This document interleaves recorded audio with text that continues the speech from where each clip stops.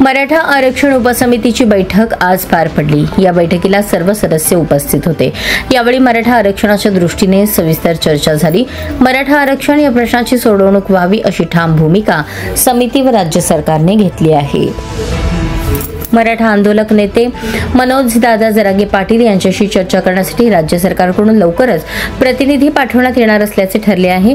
तसेच आंदोलकांसाठी महापालिकेच्या माध्यमातून विविध सुविधा उपलब्ध करून देण्याचाही निर्णय घेण्यात आला आहे। मराठा आरक्षण उपसमितीची बैठक आज पार पडली। या बैठकीला सर्व सदस्य उपस्थित होते। यावेळी मराठा आरक्षणाच्या दृष्टीने सविस्तर चर्चा झाली। मराठा आरक्षण या प्रश्नाची सोडवणूक व्हावी अशी ठाम भूमिका समिती व राज्य सरकारने घेतली आहे।